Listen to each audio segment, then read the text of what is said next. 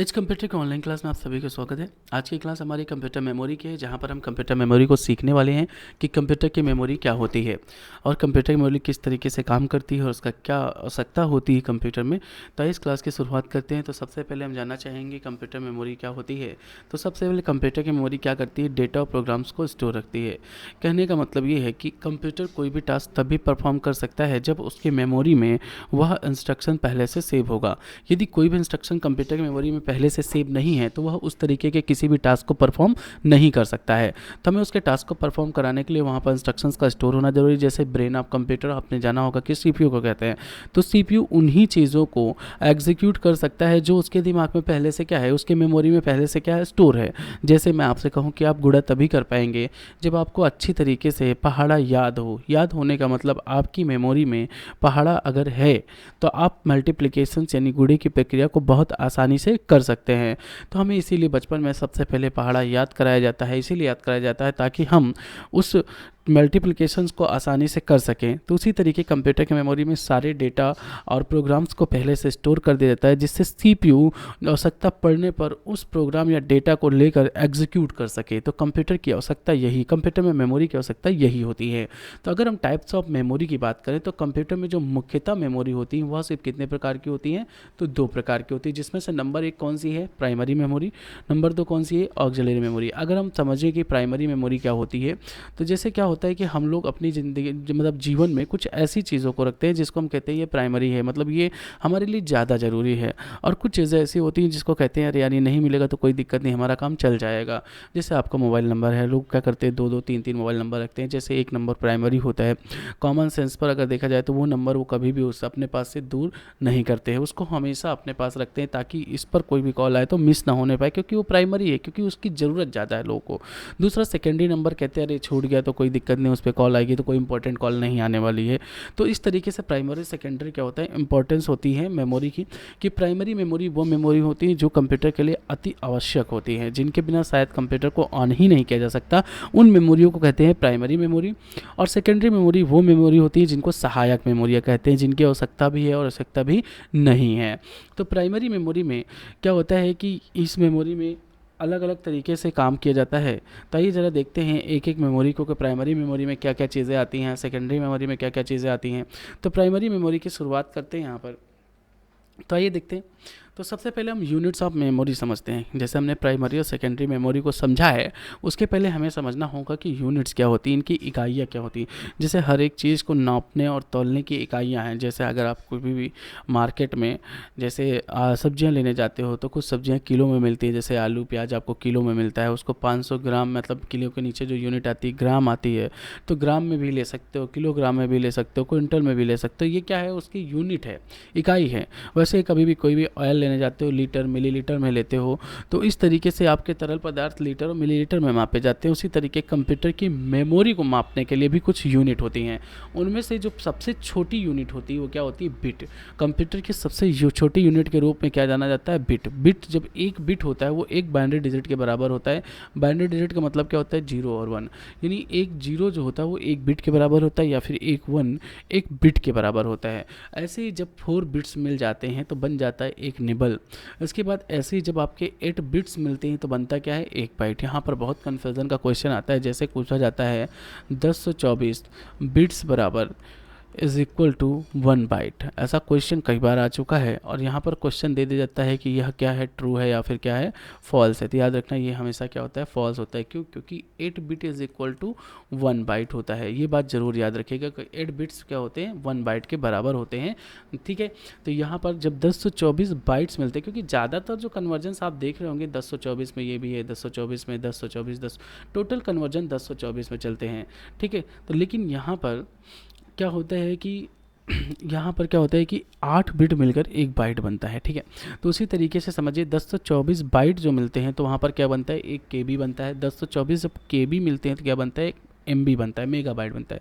और जब 1 million bytes मिलते हैं तो क्या बन जाता है, एक एमबी बन जाता है। तो एक एमबी बराबर कितना होता है, तो 1 मिलियन बाइट्स होता है। ये भी क्वेश्चन बहुत बार पूछा गया है। जब 1024 एमबी मिलते हैं तो क्या बनता है, जीबी। वही जो हम 1 जीबी 2 जीबी 4 जीबी की बात करते हैं तो उसमें कितना, 1 जीबी में 1024 एमबी होते हैं। उसी तरीके से 1 बिलियन बाइट्स में 1 GB बनता है 1 बिलियन बाइट्स में। 1 मिलियन बाइट्स में क्या बनता है 1 MB। 1 बिलियन बाइट्स में क्या बनता है 1 GB बनता है। जब हमारी 1024 GB मिलती है तो बनता क्या है TB। 1 TB बनता है। TB का फुल फॉर्म क्या होता है टेराबाइट। मोस्टली आपके क्वेश्चंस यहीं तक से अभी तक पूछे जाते हैं, इसके ऊपर की यूनिट्स के क्वेश्चंस नहीं आते हैं, तो मैं भी आपको यहीं तक का एक्सप्लेनेशन दे रहा हूँ, इसके आगे का एक्सप्लेन नहीं दूंगा, मैंने लिख सब दिया है। सबसे बड़ी जो यूनिट होती है वो ग्योब बाइट होती है, GB कहते हैं इसको भी, ग्योब बाइट, GB बाइट। तो ये सबसे बड़ी हाईएस्ट यूनिट होती है ये ग्योब बाइट। उसी तरीके से सबसे स्मॉलेस्ट यूनिट क्या होती है तो बिट होती है। सबसे बड़ी हाईएस्ट यूनिट होती है ग्योब बाइट, स्मॉलेस्ट बिट। तो ये बात आपको याद रखना है। तो यूनिट्स क्या काम करती है, कंप्यूटर की मेमोरी की कैपेसिटी को मेज़र करने काम करती है। कोई भी फाइल कितने साइज़ की है उसको पहचानने में हमारी मदद करती है। इस तरह से हम जान सकते हैं अगर 4 MB की फाइल है तो क्या 1 GB में आ जाएगी, हाँ बिल्कुल आ जाएगी। क्यों आ जाएगी, क्योंकि 1024 MB जब मिलती हैं तो क्या बनता है 1 GB बनता है। क्या बनता है 1 GB बनता है। और मैंने कहा कि 4 MB की फ़ाइल क्या 1 GB की मेमोरी में आ जाएगी, तो 1 GB की मेमोरी में आ जाएगी। क्यों, क्योंकि ऐसे ही 1024 MB मिलकर ही 1 GB बनता है, तो आराम से ही आ जाएगी। तो इस तरीके से समझते हैं, आगे चलते हैं। तो यहाँ पर हम समझते हैं कि जो आपकी प्राइमरी मेमोरी होती है, जिनको मैंने भी आपको बताया मेन मेमोरी या मुख्य मेमोरी होती हैं, जिनके बिना शायद कंप्यूटर को ऑन नहीं किया जा सकता है, तो वो मेमोरियाँ कितने प्रकार की होती हैं। तो मेमोरियाँ हमारी यहाँ पर प्रकार की होती हैं 2 प्रकार की। एक होती है आपकी रैम और दूसरी क्या होती है आपकी रोम। तो 2 प्रकार की आपकी प्राइमरी मेमोरी होती हैं। इनको इनके नाम के हिसाब से रैम रोम का नाम दिया गया है। जैसे यहाँ पर रैंडम एक्सेस मेमोरी होती है, यानी यह मेमोरी क्या होती है जिसमें डेटा को हम कई बार मतलब हमेशा इसमें डेटा को क्या कर सकते हैं चेंज कर सकते हैं, या फिर यह डेटा को हमेशा क्या करती रहती बदलती रहती, इसीलिए इसे वो रैंडम एक्सेस कहते हैं। क्या कहते हैं रैंडम एक्सेस। ऊपर से इस मेमोरी को कंप्यूटर सिस्टम पर चेंज किया जा सकता है। और यह जो मेमोरी होती है इस मेमोरी को हम कहते हैं टेम्परेरी मेमोरी, अस्थायी मेमोरी के रूप में रैम को जाना जाता है। तो रैम मेमोरी जो होती है अस्थायी मेमोरी होती है या फिर वोलाटाइल मेमोरी होती है। और इस मेमोरी को में पड़ा हुआ डेटा जब आपका कंप्यूटर टर्न ऑफ होता है तो यह डेटा क्या हो जाता है ऑटोमेटिक डिलीट हो जाता है। तो कौन सा कंप्यूटर जो है, कौन सी मेमोरी कंप्यूटर की जो कंप्यूटर को बंद होने के बाद डेटा को लॉस कर देती है, तो वह रैम मेमोरी होती है। तो रैम मेमोरी का फुल फॉर्म क्या होता है, तो रैंडम एक्सेस होता है। टेम्परेरी मेमोरी के रूप में किसे जाना जाता है, तो रैम मेमोरी को जाना जाता है। वोलाटाइल मेमोरी कौन सी होती है, रैम मेमोरी होती है। इस तरीके से आपके 20-30 क्वेश्चंस केवल रैम पर बन जाते हैं। तो रैम मेमोरी होती है। दूसरी हमारी मेमोरी होती है क्या, रीड ओनली मेमोरी, जिसमें पड़ा हुआ डेटा हम सिर्फ रीड कर सकते हैं, इसे चेंज नहीं किया जा सकता है।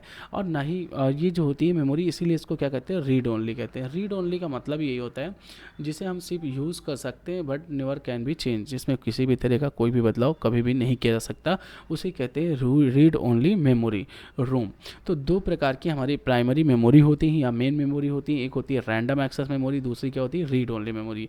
आइए इन मेन मेमोरी को यहाँ पर समझते हैं। परेशान मत होइए, अगली क्लास में मैं आपको ज़रूर इसकी पूरी थ्योरी के साथ अगली क्लास दूंगा, जिसमें आपको एक एक मेमोरी की थ्योरी बताऊंगा। आज सिर्फ मैं आपको यहाँ पर कॉन्सेप्ट समझाने आया हूँ कि प्राइमरी मेमोरी क्या वर्क करती है, सेकेंडरी मेमोरी क्या वर्क करती है। तो इस चीज़ का कॉन्सेप्ट मैं आपको बता रहा हूँ। इसका पार्ट 2 जो हमारा होगा उसमें मैं आपको पूरी थ्योरी लेके आऊँगा, हिंदी और इंग्लिश दोनों में लेके आऊँगा। आप आसानी से उसको समझ सकते हैं, उसकी नोट्स भी बना सकते हैं। तो यहाँ पर सिर्फ मैं आपको कॉन्सेप्ट समझाने आया हूँ कि प्राइमरी मेमोरी का कॉन्सेप्ट क्या होता है, सेकेंडरी मेमोरी का क्या कॉन्सेप्ट होता है। तो प्राइमरी मेमोरी का जैसे कॉन्सेप्ट क्या होता है कि यह मेन मेमोरी होती है। प्राइमरी मेमोरी कौन सी होती है, मेन मेमोरी, जिनके बिना कंप्यूटर्स को ऑन नहीं किया जा सकता है, और यह सबसे पहले मतलब कि कंप्यूटर में पहले से ही फिट लगी होती हैं। तो आइए आज चलते हैं हम प्राइमरी मेमोरी में 2 प्रकार की मेमोरी को पढ़ें, जिनको रैम और रोम को। तो रैम का फुल फॉर्म मैंने आपको बताया है कि रैंडम एक्सेस मेमोरी होता है। तो यहाँ पर देखिए रैंडम एक्सेस मेमोरी लिखा हुआ है। इसके बाद कैसी मेमोरी होती है, तो वोलाटाइल मतलब टेम्परेरी मेमोरी होती है। हम यहाँ पर बात करें टाइप्स ऑफ रैम की। तो रैम जो होती है उसमें देखिए एस रैम होती है, डी रैम होती है, S D RAM, DDR2, DDR3, DDR4, DDR5। तो इस तरीके से क्या होती है एस रैम होती है। तो एस रैम सबसे पहले हम समझते हैं कि कौन सी रैम होती है। तो एस रैम जो होती है सबसे पहले जानिए कि कंप्यूटर की सबसे फास्ट मेमोरी होती है, इससे फास्ट कोई मेमोरी नहीं होती अभी भी। तो एस रैम जो होती है फास्ट मेमोरी होती है। ऊपर से यह मेमोरी जो होती है, ये मेमोरी को हम कैश मेमोरी के नाम से भी जानते हैं। कैश मेमोरी के नाम से जो है हम एस रैम को जानते हैं। तो यह कैश मेमोरी जो होती है यूजुअली क्या होती है कि CPU के साथ लगकर आती है, जिसे हम L1, L2, L3 के नाम से भी जानते हैं या फिर कैश मेमोरी के नाम से जानते हैं। तो यह कंप्यूटर की सबसे फास्टेस्ट मेमोरी होती है जो कंप्यूटर के CPU पर लगी होती है। और उसे L1 L2 L3 के नाम से जाना जाता है। और यही जो है कंप्यूटर के स्पीड को क्या करती है, बढ़ाती है। उसके बाद जो डी रैम होती है ये आपकी मेन रैम होती है, जिसको डी रैम कहते हैं, वो आपकी मेन रैम होती है। तो डी रैम का जो काम होता है, यह क्या करती है, पर्सनल कंप्यूटर में मतलब कि पीसी में जो है लग कर आती है, जिसको आप कहते हैं ना 2 GB 3 GB 2 GB 4 GB 8 GB जो रैम होती है, 1 GB 512 MB ये रैम होती हैं। तो इन रैम का जो काम होता है मेन मेमोरी के तौर पर यह क्या करती हैं, कंप्यूटर में काम करती हैं। तो ये डी रैम इस तरीके से रहेंगे। इसके बाद आपकी क्या आती है, S D RAM. S D RAM synchronous double data rate. S RAM का होता है स्टैटिक रैम, डी रैम का फुल फॉर्म होता है डायनामिक। एस का मतलब क्या है यहाँ पर, स्टैटिक रैम। डी का मतलब क्या होता है, डायनामिक रैम। ठीक है, डायनामिक रैम मैं यहाँ पर लिख देता हूँ, इसका फुल फॉर्म क्या होता है, डायनामिक रैम। ठीक है, इस मेमोरी को कैश मेमोरी के नाम से जानते हैं, यहाँ सीपीयू के साथ लगकर आती है, जिसे हम L1 L2 L3 के नाम से जानते हैं। डी रैम आपकी डायनामिक रैम होती है, जिसे मेन मेमोरी के रूप में जाना जाता है। यही रैम जो होती है कंप्यूटर में जब आप कंप्यूटर को ऑन करते हैं, कंप्यूटर में कोई भी एप्लीकेशन स्टार्ट करते हैं, तो उसकी जितनी भी फाइल एग्जीक्यूटेबल फाइल्स होती हैं या उससे रिलेटेड जितने भी इंस्ट्रक्शंस होते हैं, वो सबसे पहले इन रैम पर आकर स्टोर हो जाते हैं। जो भी मैंने आपको पिक्चर लगाई है, रैम की पिक्चर है, पीसी की रैम होती है। तो यहाँ पर आकर क्या होती है, स्टोर हो जाती है। ये जो आपको आईसीज दिख रही है, आईसी में आकर क्या होती है, स्टोर हो जाती है वो फाइल्स जिनको हम जिस प्रोग्राम को हम स्टार्ट करते हैं। तो फिर वो रैम जब आकर यहाँ पर स्टार्ट हो जाती है, मतलब स्टोर हो जाती है, तो सीपीयू क्या करता है, कैश मेमोरी के सहारे सबसे पहले जब क्या होता है सीपीयू चलता है, तो सबसे पहले अपने डेटा को कैश मेमोरी में देखता है। कैश मेमोरी में अगर डेटा नहीं है तो डी रैम के पास जाता है, डी रैम में जो डेटा स्टोर होता है उसको क्या करता है, वो ले लेता है। तो उस तरीके से डी रैम के बाद जो सबसे पहले रैम आपके कंप्यूटर में प्रयोग की जाती थी वो एस डी रैम थी। एस डी रैम जो थी इसके बाद एस डी रैम के बाद सिंक्रोनस डायनामिक मेमोरी इसको कहते हैं, synchronous dynamic memory S D RAM को कहा जाता है। ठीक है, तो एस डी रैम सबसे पहले DDR1 के नाम से भी जानी जाती थी, या फिर DDR1 या फिर एस डी रैम कहते हैं इसको। तो ये पहली मेमोरी थी जिसको हम प्रयोग करते थे CPU में। दूसरी जो उसके बाद हाईएस्ट मेमोरी आई है वो आई थी DDR2, जो एस डी रैम से क्या होती, फास्ट होती थी। ठीक है, अब उसी तरीके से DDR3 DDR4 DDR5 सबसे लास्ट जो हाईएस्ट अभी लॉन्च मेमोरी है, या फिर ये कह सकते हैं सबसे नई मेमोरी रैम कौन सी है, तो DDR5 है। तो ये मार्केट में उपलब्ध रैम के टाइप हैं जो आपके कंप्यूटर पर लग के आते हैं। जब भी आप किसी कंप्यूटर में देखना चाहते हैं मतलब कितनी रैम लगी, तो आप तो माई कंप्यूटर में जाके प्रॉपर्टीज़ में चेक ही करते हैं। साथ में अगर आपको यह जानना हो कौन सी रैम लगी हुई है, तो इसके लिए आपको रैम को निकालना पड़ता है, जहाँ पर आपके रैम पे साफ साफ लिखा होता है कि आपके कंप्यूटर में कौन सी रैम लगी, DDR2 लगी है, DDR3 या फिर DDR4 या फिर DDR5। DDR का मतलब होता है double data rate, double data rate, D double data rate इसका फुल फॉर्म होता है। और ये जो है ये आपके DDR1 के नाम से या फिर SD रैम के नाम से भी जानी जाती थी, मैंने आपको बताया। ठीक है, तो यहाँ पर मोस्टली जो डी रैम है, डी रैम का ही ये बदला हुआ रूप है। SD RAM, DDR2 DDR3 DDR4 ये जनरेशन्स के हिसाब से इनमें अपग्रेड किया गया। मैंने इसको जिस हिसाब से लगाया है, जैसे जैसे आप नीचे जाएंगे आपके रैम की जो स्पीड होगी वो क्या होगी, बढ़ती जाती है। क्या होती है, बढ़ती जाती है। तो यह रैम के प्रकार हैं। एक एक रैम की मैं आपको डेफिनेशंस अगले नेक्स्ट पार्ट में क्लियर करा दूंगा। यहाँ पर मैं कॉन्सेप्ट बताने आया हूँ, तो मैंने आपको इसके कॉन्सेप्ट बताया है। यहाँ पर इसके बाद हम बात करेंगे रीड ओनली मेमोरी यानी रोम की। रोम के जो टाइप होते हैं वो क्या कितने होते हैं, तो 3 टाइप होते हैं रोम के। पहली होती है प्रोग्रामेबल रीड ओनली मेमोरी। ये एक ऐसी रैम होती है जो मार्केट में ब्लैंक आती है, जो मैन्युफैक्चरर जो बोर्ड बना रहा है वो इसको ख़रीदता है, ख़रीदने के बाद प्रोग्राम करके लगा देता है आपके मदरबोर्ड पर, जिसे हम चेंज नहीं कर सकते। ये सिर्फ एक ही बार वंस होती है, मतलब वंस राइट होती है, एक ही बार इसमें राइट कर सकते हैं। और एक बार राइट करने के बाद जो भी हम राइट करके लगा देंगे फिर वो उसी तरीके से परफॉर्म करना चालू करती है। इसके बाद जो दूसरी रैम होती है erasable programmable read only memory, EP रोम। EP का मतलब होता है इरेजेबल एंड प्रोग्रामेबल। ठीक है, ये एक ऐसी रैम होती है जो अल्ट्रासोनिक रेस के द्वारा इसको इरेज किया जाता है। जो पराबैंगनी किरणें होती है उसकी सहायता से इस रैम में पड़ा हुआ डेटा इरेज करते हैं और फिर से इस रोम को फिर से प्रोग्राम करके कंप्यूटर पर लगाया जा सकता है। आप देख सकते हैं ये रोम का पिक्चर्स है। अब अभी की रोम तो कुछ इस तरीके से आती हैं, जैसे ये है एक इतनी छोटी, बहुत छोटी होती है, ये तो बहुत बड़ी रैम है। इस तरीके से उसमें 8 पिन्स होती हैं, उस पिन को हम मतलब कि सोल्ड कर देते हैं मदरबोर्ड पर, तो वो काम करती है। ठीक है, तो यहाँ पर ये ईपी रोम का जो कॉन्सेप्ट है वो क्या है कि ये पराबैंगनी किरणों के द्वारा इसमें पड़ा हुआ डेटा को इरेज किया जाता है और जिसे दोबारा फिर से प्रोग्राम किया जा सकता है। ये सिर्फ एक ही बार मार्केट में ब्लैंक मिलती है, जिसको इरेज करने के बाद आप कंप्यूटर में लगा देंगे तो दोबारा ये क्या होती है, राइट नहीं होती, दोबारा इसमें डेटा डिलीट नहीं होता और राइट नहीं होता, इसीलिए इसको रोम कहा जाता है, पी रोम, प्रोग्रामेबल। इसके बाद electrically erasable and programmable read only memory, ये स्पेशल प्रकार की रैम होती है, रोम होती है। मोस्ट ऑफ ऑल इस समय पर सबसे ज़्यादा प्रयोग किए जाने वाली रोम यही है।